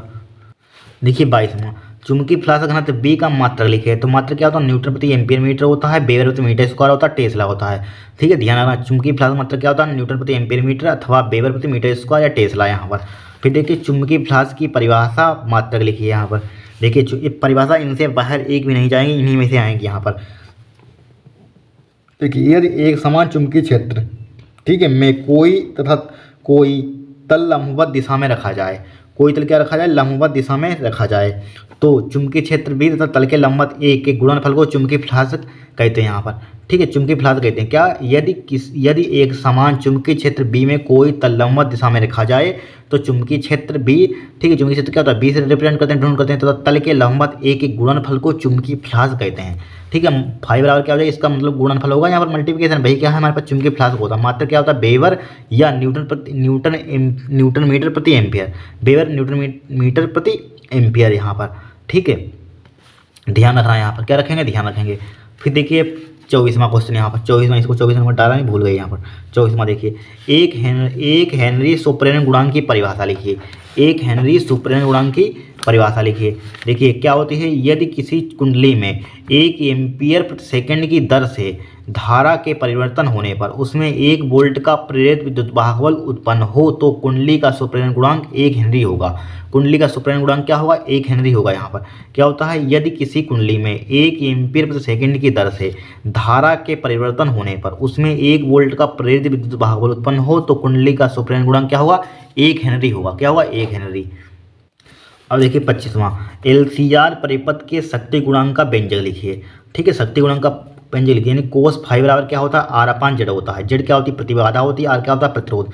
प्रतिबाधा का LCR के लिए प्रतिबाधा का फॉर्मूला ये होता है √R² प्लस का XL माइनस के XC का होल स्क्वायर। ठीक है, मतलब प्रेरकी प्रतिघात होती है, क्या होती है, धात्वी प्रतिघात होती है यहाँ पर। ठीक है, XL बराबर ओमेगा, XC बराबर 1/ओमेगा C होता है। फिर देखिए किसी शुद्ध प्रेरित प्रत्यावर्ती परिपथ यानी L परिपथ में वोल्टता एवं धारा में कलांतर लिखिए। कितना होता है, वोल्टता B तथा धारा I से कला में 90 डिग्री आगे होती है, पूछा गया था यहाँ पर 2024 में। ठीक है, वोल्टता B तथा धारा I की कला में क्या होती है, 90 डिग्री क्या होती है, अग्रगामी होती है, आगे हो गई। ठीक है, फिर देखिए ट्रांसफार्मर की क्रोड नरम लोहे की क्यों बनाई जाती है, वेरी वेरी मोस्ट इंपोर्टेंट। ठीक है, क्यों बनाई जाती है यहाँ पर, क्या है वो बताइए यहाँ पर। क्योंकि बिकॉज नरम लोहे का चुंबकन विचुंबकन आसानी से होता है। नरम लोहे का क्या होता है, चुंबकन तथा विचुंबकन आसानी से होता है। आपसे कोई पूछ दे यहाँ पर नहीं, ट्रांसफार्मर की कोर नरम लोहे की क्यों बनाई जाती है, क्या बताएंगे, नरम लोहे का चुंबकन तथा विचुंबकन आसानी से होता है। ठीक है, तो इसमें सेतल्य हानि भी कम होती है, जो ट्रांसफार्मर की सेतल्य हानि होती है मतलब कि, ठीक है, तो कमी होती है, मतलब यही क्या होती है, इसीलिए क्या होती है, इसमें सेतल्य हानि भी कम होती है, इसलिए होती है। नरम लोहे का चुंबकन तथा विचुंबकन आसानी से होता है तथा इसमें सेतल्य हानि भी कम होती है। ये 28वां क्वेश्चन, 28वें में दिया है आदर्श ट्रांसफार्मर किसे कहते हैं। देखिए क्या होता है आदर्श ट्रांसफार्मर, जिसमें चुंबकीय क्षेत्र रेखाएं केवल क्रोड तक ही सीमित रहें। कह रहे हैं केवल क्रोड तक ही सीमित रहें, क्रोड के बाहर चुंबकीय क्षेत्र ना हो। क्रोड के बाहर क्या हो, चुंबकीय क्षेत्र ना हो, इसकी दक्षता इंपॉर्टेंट है, 100% होती है, ऑब्जेक्टिव में पूछी जा सकती है आदर्श ट्रांसफार्मर की। क्या होती है, चुंबकीय, जिसमें चुंबकीय क्षेत्र रेखाएं केवल क्रोड तक ही सीमित रहें, क्रोड के बाहर चुंबकीय क्षेत्र ना हो, इसकी दक्षता 100% होती है, 100% होती है मतलब कि यहाँ पर। ठीक है, फिर देखिए विस्थापन डिस्प्लेसमेंट करंट से आप क्या समझते हैं यहाँ पर, इसका सूत्र लिखिए। क्या होता है, समय के साथ परिवर्ती विद्युत क्षेत्र के कारण उत्पन्न धारा को विस्थापन धारा कहते हैं। क्या होती है, समय के साथ परिवर्ती विद्युत क्षेत्र के कारण उत्पन्न धारा को विस्थापन धारा कहते हैं। आई डी से इसको रिप्रेजेंट करते हैं, इसलिए आई डी बराबर क्या होता है, epsilon naught D phi upon D T होता है यहाँ पर। ठीक है, नोट कर लीजिए यहाँ पर। अब देखिए इसको 30वां, विद्युत चुम्बकीय तरंगें क्या हैं। विद्युत चुम्बकीय तरंगें क्या होती है, देखिए जब किसी विद्युत परिपथ में विद्युत धारा बहुत अधिक आवृत्ति से बदलती है, बहुत अधिक आवृत्ति से क्या होती है, चेंज होती है, तो परिपथ से ऊर्जा तरंगों के रूप में चारों ओर क्या हो जाती है, प्रसारित होने लगती है। इन तरंगों को विद्युत चुम्बकीय तरंगें कहते हैं। इन तरंगों को कहते हैं विद्युत चुम्बकीय तरंगें कहते हैं। क्या होती हैं, जब किसी विद्युत परिपथ में विद्युत धारा बहुत अधिक आवृत्ति से बदलती है तो परिपथ से ऊर्जा तरंगों के रूप में चारों ओर क्या होती है, प्रसारित होने लगती है। इन तरंगों को कहते हैं विद्युत चुम्बकीय तरंगें कहते हैं। ठीक है, बहुत इंपॉर्टेंट है, हर साल पूछी जाती है यहाँ पर। फिर देखिए 2024 में ये पूछा गया था, विस्थापन धारा तो चालन धारा के बीच कालांतर कितना होता है। ठीक है, जोड़ दिया था, 1 नंबर का था, कितना होता है, 90 डिग्री होता है। कितना होता है, विस्थापन धारा तो चालन धारा के बीच कालांतर कितना होता है, 90 डिग्री होती है। लेंस के प्रकाशित केंद्र को परिभाषित कीजिए। देखिए क्या होता है, जब लेंस पर आयतित कोई प्रकाश किरण, ठीक है, आयतित को जब कोई प्रकाश किरण अपवर्तन के पश्चात आपतित किरण की समांतर दिशा में निर्भर होती है। किसमें होती है, समांतर दिशा में निर्भर होती है। ठीक है, निर्भर होती है, तो लेंस के भीतर प्रकाश किरण का मार्ग मुख्य अक्ष को जिस बिंदु पर काटता है, ठीक है, जिस बिंदु पर काटता है या इंटरसेप्ट जिसे बोल सकते हैं, काटता है अथवा काटता हुआ प्रतीत होता है, ठीक है, वह लेंस का प्रकाशीय केंद्र कहलाता है। वह क्या कहलाता है, लेंस का प्रकाशीय केंद्र कहलाता है। ध्यान रखना, क्या होता है, जब लेंस का आयतित कोई प्रकाश किरण, ठीक है, अपवर्तन के पश्चात आपतित किरण की समांतर दिशा में निर्भर होती है, तो लेंस के भीतर प्रकाश किरण का मार्ग मुख्य अक्ष के जिस बिंदु पर काटता है अथवा काटता हुआ प्रतीत होता है, वह लेंस का प्रकाशीय केंद्र कहलाता है। वो क्या कहलाता है, लेंस का प्रकाशीय केंद्र कहलाता है। नोट कर लीजिए।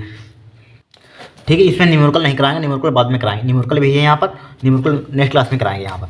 ठीक है, तरंगार किसे कहते हैं यहाँ पर, किसी माध्यम में किसी क्षण खींचा गया ऐसा काल्पनिक पृष्ठ जिसमें स्थित सभी कण कंपन की समान कला में हो। क्या है, कंपन की समान कला में हो। तरंगागर, यानी तरंगागर को इंग्लिश में कहते हैं वेव फ्रंट कहलाता है। तरंगागर समतल कोली तथा बेलनाकार होता है। क्या होता है, किसी माध्यम में किसी क्षण खींचा गया ऐसा काल्पनिक पृष्ठ जिसमें स्थित सभी कण कंपन की समान कला में हो। ठीक है, तरंगागर कहलाता है, इसकी इंग्लिश में कहते हैं वेव फ्रंट कहलाता है। ठीक है, समतल, जैसे तरंगागर समतल गोली तथा बेलनाकार होता है। ठीक है, फिर देखिए कला समृद्ध स्रोत से आप क्या समझते हैं, वेरी मोस्ट इंपोर्टेंट। क्या होते हैं, दो ऐसे स्रोत जिनसे उत्सर्जित प्रकाश के बीच कलांतर नियत रहता है। क्या रहता है, कलांतर नियत रहता है, कला समृद्ध स्रोत कहलाते हैं। क्या कहलाते हैं, कला समृद्ध स्रोत कहलाते हैं। कला समृद्ध स्रोत एक ही मूल स्रोत से प्राप्त किए जा सकते हैं। ठीक, कुछ नहीं है। कला समृद्ध स्रोत क्या होता है, मतलब ऐसे दो स्रोत जिनसे उत्सर्जित प्रकाश के बीच, ठीक, कलांतर क्या रहता है, नियत रहता है, कला समृद्ध स्रोत कहलाते हैं। ठीक है, कला समृद्ध स्रोत एक ही मूल स्रोत से प्राप्त किए जा सकते हैं। कला समृद्ध स्रोत क्या होते हैं, एक ही मूल स्रोत से प्राप्त किए जा सकते हैं। ध्यान रखना, यहाँ पर इंपॉर्टेंट है, नोट कर लीजिए। 35वां क्वेश्चन देखें, परिवर्तन में अंतर, बहुत इंपॉर्टेंट है। देखिए व्यतिकरण दो कला समृद्ध स्रोत से आने वाली प्रकाश तरंगों के अध्यारोपण से होता है। क्या होता है, अध्यारोपण से होता है। इसमें क्या होता है, विवर्तन एक ही तरंगाग्र के विभिन्न बिंदुओं से आने वाली द्वितीयक तरंगिकाओं के बीच अध्यारोपण से होता है। नोट कर लेना, पढ़ लेना, या थ्योरेटिकल है। व्यतिकरण फ्रिंजें एक ही चौड़ाई की हो सकती हैं अथवा नहीं भी हो सकती। इसमें क्या होता है, यानी कि विवर्तन फ्रिंजें कभी भी एक ही चौड़ाई की नहीं हो सकती हैं। ठीक है, इसमें देखिए, इसमें सभी दीर्घ फ्रिंजें एक समान तीव्रता की होती है। इसमें क्या होती है, सभी दीर्घ फ्रिंजें एक ही तीव्रता की होती हैं। और इधर लिख देंगे, इसमें सभी दीर्घ फ्रिंजें विभिन्न तीव्रताओं की होती हैं। तो ठीक है, विभिन्न तीव्रताओं की होती हैं, ध्यान रखना यहाँ पर। ठीक है, तथा तीव्रता के घटने क्रम में होती हैं। किसमें होती है, तीव्रता के घटने क्रम में। इसमें सभी दीर्घ फ्रिंजें विभिन्न तीव्रताओं की होती हैं तथा तीव्रता के घटने क्रम में होती हैं। ठीक है, फिर देखिए इसमें निम्नलिखित प्रायः पूर्णतः है ठीक है, अंधकार में होते हैं। क्या होते हैं, अंधकार में। इसमें ऐसा नहीं होता है, इसमें क्या होता है, ऐसा नहीं होता है। स्क्रीनशॉट ले लीजिए, इसको पढ़ लेना यहाँ पर। ठीक है, इसको पढ़ लेना आप। फिर देखिए देहली तरंगदैर्घ्य, हर साल पूछा था, देहली तरंगदैर्घ्य को परिभाषित कीजिए यहाँ पर। तो देहली तरंगदैर्घ्य की परिभाषा क्या होती है, प्रकाश की वह अधिकतम तरंगदैर्घ्य जो किसी धातु की सतह से प्रकाश इलेक्ट्रॉन को उत्सर्जित करा सके, क्या करा सके, उत्सर्जित करा सके, उस धातु की देहली तरंगदैर्घ्य कहलाती है। क्या कहलाती है, देहली तरंगदैर्घ्य कहलाती है। इसे लैम्डा नोट से प्रदर्शित करते हैं। क्या होती है, प्रकाश की वह अधिकतम तरंगदैर्घ्य, ठीक है, तरंगदैर्घ्य जो किसी धातु की सतह से प्रकाश इलेक्ट्रॉनों को उत्सर्जित करा सके, ठीक है, उस धातु की देहली तरंगदैर्घ्य कहलाती है। इसे लैम्डा नोट से प्रदर्शित करते हैं। फिर इसी टाइप से देहली आवृत्ति वेरी वेरी मोस्ट इंपॉर्टेंट है। क्या होती है, प्रकाश की वह न्यूनतम आवृत्ति, ठीक है, जो किसी धातु से प्रकाश इलेक्ट्रॉन को उत्सर्जन करा सके, ठीक है, उस धातु की देहली आवृत्ति कहलाती है। क्या कहलाती है, देहली आवृत्ति कहलाती है। इसे न्यू नोट से प्रदर्शित करते हैं। न्यू नोट से क्या करते हैं, प्रदर्शित करते हैं। ध्यान रखना, प्रकाश की वह न्यूनतम आवृत्ति जो किसी धातु से प्रकाश इलेक्ट्रॉनों को उत्सर्जन करा सके, उस धातु की देहली आवृत्ति कहलाती है। इसे न्यू नोट से प्रदर्शित करते हैं। ठीक है, नोट कर लीजिए, इंपॉर्टेंट है यहाँ पर, क्या है, इंपॉर्टेंट। अब 38वां देखिए, 38वें में दिया है किसी परमाणु के उत्तेजन विभव तथा आयन विभव से आप क्या समझते हैं। देखिए क्या होता है उत्तेजन विभव, यहाँ पर क्या होता है, वह न्यूनतम त्वरक विभव जो किसी इलेक्ट्रॉन को इतनी ऊर्जा दे सके कि वह किसी परमाणु से टकराने पर उसे उत्तेजित करा सके। ठीक है, उत्तेजित करा सके। परमाणु का उत्तेजन विभव कहलाता है। क्या होता है, वह न्यूनतम त्वरक विभव जो किसी इलेक्ट्रॉन को इतनी ऊर्जा दे सके कि वह किसी परमाणु से टकराने पर उसे उत्तेजित करा सके। परमाणु का उत्तेजन विभव कहलाता है। पारे का प्रथम उत्तेजन विभव कितना होता है, 4.86 वोल्ट होता है। ठीक है, फिर देखिए यहाँ पर आयन विभव क्या होता है, वह न्यूनतम त्वरक विभव जो किसी इलेक्ट्रॉन को इतनी ऊर्जा दे सके कि वह किसी परमाणु से टकराने पर उसे आयनित करा सके, उसे उत्तेजन करा सके, इसे आयनित करा सके, इसलिए आयन विभव यहाँ पर आयनित करा सके। परमाणु का आयन विभव कहलाता है। क्या कहलाता है, परमाणु का आयन विभव कहलाता है। पारे का आयन विभव कितना होता है, 10.4 वोल्ट होता है। ठीक है, क्या होता है, वह न्यूनतम त्वरक विभव जो किसी इलेक्ट्रॉन को इतनी ऊर्जा दे सके कि वह किसी परमाणु से टकराने पर उसे आयनित करा सके। परमाणु का आयन विभव कहलाता है। पारे का आयन विभव कितना होता है, 10.4 वोल्ट होता है। कितना होता है, 10.4 वोल्ट होता है। नोट कर लीजिए, बहुत ही सिंपल भाषा में परिभाषा लिखी हुई है। मतलब इसका उत्तेजन, मतलब देखिए, वह न्यूनतम त्वरक विभव जो किसी इलेक्ट्रॉन को इतनी ऊर्जा दे सके कि वह किसी परमाणु से टकराने पर उसे उत्तेजित करा सके, भाई परमाणु का आयन विभव कहलाता है। बस बहुत ही सिंपल परिभाषा है, नोट कीजिए। अब देखिए 40वां, वेरी वेरी मोस्ट इंपोर्टेंट, 100% आएगा क्वेश्चन ये। रदरफोर्ड के परमाणु मॉडल की व्याख्या कीजिए तथा इसकी कमियों का उल्लेख कीजिए। देखिए रदरफोर्ड का परमाणु मॉडल क्या होता है, अल्फा कणों के प्रकीर्णन का प्रयोग से प्राप्त निष्कर्षों के आधार पर रदरफोर्ड ने परमाणु का एक मॉडल प्रस्तुत किया, जिसे रदरफोर्ड का परमाणु मॉडल कहते हैं। क्या, अल्फा कणों के प्रकीर्णन का प्रयोग से प्राप्त निष्कर्षों के आधार पर रदरफोर्ड ने परमाणु का एक मॉडल प्रस्तुत किया, जिसे कहते हैं रदरफोर्ड का मॉडल कहते हैं। इसके अनुसार प्रत्येक परमाणु का समस्त द्रव्यमान इलेक्ट्रॉनों को छोड़कर समस्त धनावेश परमाणु के केंद्र पर 10⁻⁻15 मीटर त्रिज्या के सूक्ष्म गोलाकार स्थान में रहता है, जिसे नाभिक कहते हैं। मतलब कि परमाणु, देखिए कुछ नहीं है, बहुत ही इसकी मतलब कि इन्होंने किस टाइप से समझाया था यहाँ पर, देखिए समझाया था प्रत्येक परमाणु का समस्त द्रव्यमान इलेक्ट्रॉनों को छोड़ देते हैं यहाँ पर, समस्त धनावेश परमाणु को केंद्र पर 10⁻⁻15 मीटर त्रिज्या के सूक्ष्म गोलाकार स्थान में रहता है, जिसे नाभिक कहते हैं। ठीक है, फिर देखिए सेकंड, नाभिक के चारों ओर 10⁻10 मीटर कोटि की त्रिज्या वाले खोखले गोले में इलेक्ट्रॉन वितरित रहते हैं। इन इलेक्ट्रॉनों का कुल ऋणावेश नाभिक के धनावेश की क्या होता है, इक्वल होता है, बराबर होता है। फिर देखिए तीसरा, ये इलेक्ट्रॉन नाभिक के चारों ओर विभिन्न वृत्तीय कक्षाओं में चक्कर लगाते रहते हैं, जिसके लिए आवश्यक अभिकेंद्र बल इलेक्ट्रॉनों और नाभिकों के बीच स्थित विद्युत आकर्षण बल से क्या होता है, फोर्स से प्राप्त होते हैं। ठीक है, ये इलेक्ट्रॉन नाभिक के चारों ओर विभिन्न वृत्तीय कक्षाओं में चक्कर लगाते रहते हैं, जिसके लिए आवश्यक अभिकेंद्रीय बल इलेक्ट्रॉनों और नाभिकों के बीच स्थित विद्युत आकर्षण बल से प्राप्त होता है। अब देखिए इसकी कमियां देखेंगे, नोट कीजिए, इसकी हम क्या देखेंगे, कमियां। देखिए कमियां लिख लीजिए यहाँ पर। कमियां क्या, इस मॉडल के आधार पर रेखीय स्पेक्ट्रम की व्याख्या नहीं की जा सकी। मतलब कि इस मॉडल के आधार पर क्या, रेखीय स्पेक्ट्रम की व्याख्या नहीं की जा सकी। सेकंड, नाभिक के चारों ओर असीमित वृत्तीय कक्षाएं होती हैं, इनमें इलेक्ट्रॉन किस कक्षा में घूमता है, इसका वेग क्या है, इसकी स्थिति क्या है आदि की जानकारी इस मॉडल से प्राप्त नहीं की जा सकी। ठीक है, नाभिक के चारों ओर असीमित क्या होती है, वृत्तीय कक्षाएं होती हैं, इनमें इलेक्ट्रॉन किस कक्षा में रहता है, उसका वेग क्या है, उसकी स्थिति क्या है आदि की जानकारी इस मॉडल से हमें नहीं प्राप्त हो सकी।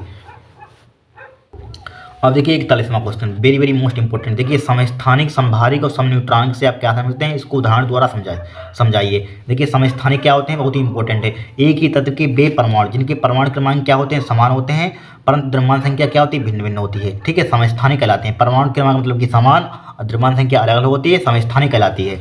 ठीक है, देखिए परमाणु क्रमांक इसका भी समान है, इसका भी समान है, इसका भी समान, इसके द्रव्यमान संख्या क्या है, अलग है यहाँ पर। ठीक है, इस एलिमेंट की द्रव्यमान संख्या अलग है, इस एलिमेंट की द्रव्यमान संख्या अलग है, इस एलिमेंट की द्रव्यमान संख्या अलग है। फिर देखिए समभारिक क्या होते हैं यहाँ पर। समभारिक क्या होते हैं, विभिन्न तत्वों के ऐसे परमाणु जिनके परमाणु क्रमांक भिन्न भिन्न तो द्रव्यमान संख्या समान होती है। परमाणु क्रमांक अब क्या उल्टा हो गया, परमाणु क्रमांक भिन्न भिन्न हो गया और द्रव्यमान संख्या क्या हो गई, सेम हो गई। ठीक है, समभारिक कहलाते हैं। परमाणु क्रमांक भिन्न भिन्न होने के कारण इन्हें आवर्त सारणी में भिन्न भिन्न स्थानों पर रखा जाता है। फिर देखिए 1h3 हो जाएगा, 2He3 हो जाएगा। हीलियम मतलब कि इसका परमाणु क्रमांक कितना है, 2 है, इसका द्रव्यमान संख्या कितनी है, 3 है। यहाँ पर देखिए यहाँ पर परमाणु क्रमांक अलग अलग है, उसकी द्रव्यमान संख्या सेम है। यहाँ पर देखिए परमाणु क्रमांक मतलब कि द्रव्यमान संख्या अलग सेम है और परमाणु क्या है, परमाणु क्रमांक क्या अलग अलग है। इसलिए इसी टाइप से समभारिक की परिभाषा क्या होती है, विभिन्न तत्वों के ऐसे परमाणु जिनके परमाणु क्रमांक भिन्न भिन्न तो द्रव्यमान संख्या समान होती है, समभारिक कहलाते हैं। ठीक है, बस क्या होते हैं, आपसे कोई पूछता है समभारिक क्या होता है, विभिन्न तत्वों के ऐसे परमाणु जिनके परमाणु क्रमांक भिन्न भिन्न तो द्रव्यमान संख्या क्या होती है, सेम होती है। परमाणु क्रमांक भिन्न भिन्न, ठीक है, द्रव्यमान संख्या सेम होती है, समभारिक कहलाते हैं। सम न्यूट्रॉनिक क्या होते हैं, देखिए ऐसे नाभिक जिनमें केवल न्यूट्रॉनों की संख्या क्या होती है, समान होती है। न्यूट्रॉनों की क्या संख्या क्या होती है, समान होती है। ठीक है, सम न्यूट्रॉनिक कहलाते हैं। क्या होते हैं, ऐसे नाभिक जिनमें केवल न्यूट्रॉनों की संख्या समान होती है, सम न्यूट्रॉनिक कहलाते हैं। इनके लिए परमाणु क्रमांक Z तो द्रव्यमान संख्या A दोनों के भिन्न भिन्न होते हैं। दोनों क्या होते हैं, भिन्न भिन्न होते हैं, परंतु A-Z के मान समान होते हैं। ठीक है, मतलब ए क्या होता है यहाँ पर, द्रव्यमान संख्या Z क्या होता है, परमाणु क्रमांक होता है। ठीक है, तो 3 में से 1 घटाएंगे, यहाँ पर 2 बचेगा। न्यूट्रॉनों की संख्या तभी निकालते हैं, ऊपर वाले में से नीचे घटा, तो यहाँ पर 2 आएगी न्यूट्रॉनों की संख्या, 4 में से 2 यहाँ पर भी बनी बराबर है। 7 में से 3 4 यहाँ पर भी आएगा, 8 में से 4 यहाँ पर भी 4 बचेगा, यानी कि यहाँ पर भी बराबर है हमारे पास न्यूट्रॉनों की संख्या। ठीक है, अब देखिए 42वां क्वेश्चन। 42वां दिया है युग्म उत्पादन तथा युग्म विनाश क्रिया को उदाहरण देकर समझाइए। देखिए क्या होता है युग्म उत्पादन, क्या होता है, जब कोई आपतित गामा किरण फोटान किसी भारी पदार्थ पर गिरता है, किस पर गिरता है, किसी भारी पदार्थ पर गिरता है, तो उसके पदार्थ का कोई नाभिक अवशोषित कर लेता है। तो उसके पदार्थ को क्या कर लेता है, उसके पदार्थ को कोई नाभिक अवशोषित कर लेता है तथा उसकी ऊर्जा से 1 इलेक्ट्रॉन 1 प्रोटॉन की उत्पत्ति होती है। उसकी जो एनर्जी होती है क्या होता है, 1 इलेक्ट्रॉन का 1 प्रोटॉन की क्या होती है, उत्पत्ति होती है। ठीक है, इस प्रक्रिया को कहते हैं युग्म उत्पादन कहते हैं। जैसे गामा फोटान है, यहाँ पर 1 प्रोटॉन बनेगा, 1 इलेक्ट्रॉन बनेगा। यहाँ पर 1 प्रोटॉन और 1 इलेक्ट्रॉन की क्या होती है, उत्पत्ति होती है यहाँ पर। ठीक है, फिर देखिए युग्म विनाश क्या होता है, जब 1 इलेक्ट्रॉन, ठीक है, जब 1 इलेक्ट्रॉन व 1 प्रोटॉन आपस में सहयोग करते हैं, जुड़ते हैं, एक प्रकार का बोल सकते हैं, वे एक दूसरे को विनाश करते हैं, जुड़कर एक दूसरे को क्या करते हैं, विनाश करते हैं यहाँ पर, तथा उसके स्थान पर 2 गामा फोटानों की उत्पत्ति होती है। इस प्रक्रिया को युग्म विनाश कहते हैं। क्या होता है, जब 1 इलेक्ट्रॉन व 1 प्रोटॉन आपस में सहयोग करते हैं, ठीक है, तो वे एक दूसरे का विनाश करते हैं तथा उनके स्थान पर 2 गामा फोटान की क्या होती है, उत्पत्ति होती है। इस प्रक्रिया को कहते हैं यहाँ पर युग्म विनाश कहते हैं। देखिए 1 इलेक्ट्रॉन 1 प्रोटॉन आपस में जुड़कर क्या करेंगे, विनाश करते हैं, तो उसमें 2 फोटान की क्या होती है, उत्पत्ति होती है। इसी को कहते हैं यहाँ पर युग्म विनाश कहते हैं। कर लिए, युग्म विनाश कहते हैं, नोट कर लीजिए। ठीक है, बहुत ही सिंपल परिभाषा है, कुछ है नहीं, एक सिंपल है। यहाँ पर अपना मॉडल खोलकर देख लेना, उसमें आपको कभी समझ में नहीं आएगा, इस टाइप से परिभाषा लिख लीजिए। बहुत ही सिंपल है, 1-2 बार पढ़ेंगे आराम से याद हो जाएंगे आपको, ये हमें मालूम है। ठीक है, 43वां क्वेश्चन देखिए, नाभिकीय संलयन क्या है, उदाहरण सही समझाइए। यानी कि नाभिकीय संलयन क्या है, उदाहरण सही समझाइए। देखिए नाभिकीय संलयन क्या होता है, 2 हल्के नाभिकों के संयुक्त होकर भारी नाभिक बनाने की प्रक्रिया को नाभिकीय संलयन कहते हैं। क्या होते हैं, 2 हल्के नाभिकों के संयुक्त होकर, ठीक है, भारी नाभिक बनाने की प्रक्रिया को कहते हैं नाभिकीय संलयन कहते हैं। ठीक है, हाइड्रोजन बम इसी सिद्धांत पर, इसी प्रिंसिपल पर क्या है, आधारित है, डिपेंड करता है यहाँ पर। ठीक है, आधारित है यहाँ पर। ठीक है, इस प्रक्रिया में प्राप्त भारी नाभिकों का द्रव्यमान संलयन क्या होता है, यहाँ पर, इस प्रक्रिया में प्राप्त भारी नाभिकों का द्रव्यमान संलयन करने वाले नाभिकों के द्रव्यमान के योग से क्या होता है, कम होता है। ठीक है, द्रव्यमान की यह क्षति ऊर्जा के रूप में क्या होती है, प्राप्त होती है, ऊर्जा के रूप में क्या होती है, प्राप्त होती है। ठीक है, इसके लिए एग्जाम्पल लिख देना है, 1s2 यहाँ पर 1s3 बनेगा, 1s1 बनेगा, 4 मेगा इलेक्ट्रॉन एनर्जी बन जाएगी, ऊर्जा यहाँ पर। फिर देखिए यहाँ ये क्या, इसका नाम क्या होता है, ड्यूटेरियम होता है। इसका नाम क्या होता है यहाँ पर, इसका नाम भी ड्यूटेरियम होता है। ये तो मालूम से क्लास 11th में पढ़े हुए होते हैं यहाँ पर। ठीक है, इसका नाम क्या होता है, ट्राइटेरियम होता है। इसका नाम क्या होता है, हाइड्रोजन होता है, सबको मालूम है यहाँ पर। फिर देखिए लिखे यहाँ पर, देखिए ट्राइटेरियम पुनः ड्यूटेरियम से मिलकर हीलियम नाभिक का निर्माण करते हैं। देखिए एक क्या है यहाँ पर, ट्राइटेरियम है, मतलब 3 ट्राइटेरियम और 2 है ड्यूटेरियम। ठीक है, ड्यूटेरियम ये आपस में क्या करेंगे, मिलकर क्या करते हैं, यहाँ पर हीलियम नाभिक का निर्माण करते हैं। यहाँ पर ये न्यूट्रॉन है, 17.6 मेगा इलेक्ट्रॉन वोल्ट है यहाँ पर एनर्जी। ठीक है, नोट कीजिए यहाँ पर। अब 40वां क्वेश्चन देखेंगे, इसको नोट कर लीजिए यहाँ पर। देखिए 44वां, परमाणु द्रव्यमान मात्रक की परिभाषा दीजिए, इसका मात्रक किलोग्राम था, मेगा इलेक्ट्रॉन वोल्ट में व्यक्त कीजिए। देखिए क्या होता है, कार्बन परमाणु 6 से 12, तो कार्बन परमाणु इसका मतलब कि परमाणु क्रमांक 6 और द्रव्यमान संख्या कितनी है, 12 यहाँ पर। ठीक है, ये परमाणु भार बोल सकते हैं कि द्रव्यमानों के 12वें भाग को परमाणु द्रव्यमान का मात्रक AMU कहते हैं। परमाणु द्रव्यमान मात्रक क्या होता है, कार्बन परमाणु 6 से 12 के द्रव्यमान के 12वें भाग को परमाणु द्रव्यमान मात्रा कहते हैं, AMU कहते हैं। 1 AMU इसमें बोला गया है, इसका मान किलोग्राम का मेगा इलेक्ट्रॉन वोल्ट में व्यक्त कीजिए। तो 1 AMU में क्या होता है हमारे पास 1.67 × 10⁻27 किलो होता है यहाँ पर। 1 AMU में होता है 931.5 मेगा इलेक्ट्रॉन वोल्ट ऊर्जा होती है यहाँ पर। व्यक्त कीजिए, ये लिख देंगे यहाँ पर किलोग्राम में। ठीक है, इसका मान 1 AMU की परिभाषा में लिख दी यहाँ पर, परमाणु द्रव्यमान मात्रक, परमाणु द्रव्यमान का मात्रक होता है, इसकी डेफिनेशन लिख दिया। यहाँ पर किलोग्राम में, इसका मान किलोग्राम में लिख दिया और मेगा इलेक्ट्रॉन वोल्ट में लिख दिया यहाँ पर। नोट कर लीजिए। 45वां देखिए क्वेश्चन, 45वां क्या हमारे पास है, देखिए पी टाइप अर्धचालक से आप क्या समझते हैं, इनमें आवेश वाहक क्या होते हैं। तो देखिए यहाँ पर पी टाइप अर्धचालक वह है जो शुद्ध जर्मेनियम अर्धचालक में संयोजकता 3, ठीक है, जिसकी 3 वैलेंसी कहती है एल्यूमिनियम की होती है, अपद्रव्य मतलब एल्यूमिनियम आप मिश्रित करके बनाया जाता है। ठीक है, पी टाइप अर्धचालक में बहुसंख्यक आवेश क्या होते हैं, कोटर होते हैं, तथा अल्पसंख्यक वाहक क्या होते हैं, यहाँ पर इलेक्ट्रॉन होते हैं, ध्यान रखना। लेकिन पी टाइप अर्धचालक वह है जो शुद्ध जर्मेनियम अर्धचालक में संयोजकता 3 वाला अपद्रव्य एल्यूमिनियम अपमिश्रित करके बनाया जाता है। ठीक है, पी टाइप अर्धचालक में बहुसंख्यक आवेश क्या होते हैं, कोटर होते हैं, तथा अल्पसंख्यक वाहक क्या होते हैं, इलेक्ट्रॉन होते हैं, हमेशा ध्यान रखना। ठीक है, पी टाइप अर्धचालक में क्या होते हैं, बहुसंख्यक क्या होते हैं, आवेश, बहुसंख्यक आवेश क्या होते हैं, कोटर होते हैं, और यहाँ पर अल्पसंख्यक आवेश वाहक क्या होते हैं, इलेक्ट्रॉन होते हैं। क्या होते हैं, इलेक्ट्रॉन। अब देखिए 46वां में दिया है पीएन संधि डायोड में अपक्षय परत का क्या अर्थ समझाइए। देखिए पीएन संधि के दोनों ओर की उस परत को जिसमें चलनशील आवेश वाहक नहीं रहते हैं अपक्षय परत कहते हैं। क्या होते हैं, पीएन संधि के दोनों ओर की उस परत को जिसमें चलनशील आवेश वाहक नहीं रहते हैं अपक्षय परत कहते हैं, राइट। फिर देखिए पीएन संधि डायोड में विभव प्रचीर से आप क्या तात्पर्य है, क्या समझते हैं। तो क्या होता है, पीएन संधि के दोनों ओर बनी अपक्षय परत के सिरों के बीच उत्पन्न विभवांतर को विभव प्रचीर कहते हैं। क्या होता है, पीएन संधि के दोनों ओर बनी अपक्षय परत के सिरों के बीच उत्पन्न विभवांतर को कहते हैं, विभव प्रचीर कहते हैं। इसका मान 0.1 से 0.5 वोल्ट तक होता है। इसका मान क्या होता है, 0.1 से 0.5 वोल्ट तक होता है। ठीक है, तथा इसका मान संधि के ताप पर निर्भर करता है। ऑब्जेक्टिव में पूछा जा सकता है इसका मान किस पर, विभव प्रचीर का मान किस पर निर्भर करता है, संधि के ताप पर निर्भर करता है। फिर देखिए पीएन संधि डायोड के अपक्षय परत तथा विभव प्रचीर पर अग्रदिशिक बाह्य यानी कि फॉरवर्ड बायस तथा पश्चिदिशिक बायस मतलब रिवर्स बायस का क्या प्रभाव पड़ता है। इंपॉर्टेंट है, 24 में पूछा गया था। क्या होता है, अग्रदिशिक बायस में, ठीक है, अपक्षय परत की चौड़ाई घट जाती है। अपक्षय परत की चौड़ाई क्या होती है, घट जाती है, डिक्रीज हो जाती है। तब विभव प्रचीर घट जाता है। विभव प्रचीर क्या हो जाता है, घट जाता है यहाँ पर। ठीक है, अग्रदिशिक बायस में मतलब फॉरवर्ड बायस में अपक्षय परत की चौड़ाई घट जाती है, तब विभव प्रचीर क्या हो जाता है, घट जाता है। पश्चिदिशिक बायस में क्या होता है, अपक्षय परत की चौड़ाई बढ़ जाती है, तो विभव प्रचीर भी बढ़ जाता है। दोनों क्या हो जाते हैं, इंक्रीज हो जाते हैं। ठीक है, यानी कि रिवर्स बायस में क्या होता है, यहाँ पर अपक्षय परत की चौड़ाई क्या हो जाती है, इंक्रीज हो जाती है, विभव प्रचीर क्या हो जाता है, इंक्रीज हो जाता है यहाँ पर। ठीक है, क्या हो जाता है, इंक्रीज। अब देखिए 12 न्यूमेरिकल बचे हैं लगभग यहाँ पर, वो नेक्स्ट क्लास में करवा देंगे। यहाँ पर थ्योरेटिकल क्वेश्चन आज हमारे समाप्त हो गए। 12 न्यूमेरिकल की मैराथन क्लास लाएंगे, उसमें आपके न्यूमेरिकल हो जाएंगे। यहाँ पर ये 100% इंपॉर्टेंट है, इनसे बाहर एक भी क्वेश्चन नहीं जाएगा। इनको एक कॉपी में नोट कर लेना और रिवाइज इनको करते रहना। यहाँ पर इन्हीं में से आएंगे क्वेश्चन यहाँ पर। ठीक है, इनको आज के लिए इतना ही, यहाँ पर इनको तैयार जरूर कर लेना। यहाँ पर अगर आपको वीडियो पसंद आई हो, ठीक है, इतनी मेहनत की अगर पसंद आई हो तो चैनल को सब्सक्राइब करना, वीडियो को लाइक करना यहाँ पर, और इस वीडियो को शेयर करना यहाँ पर। ठीक है।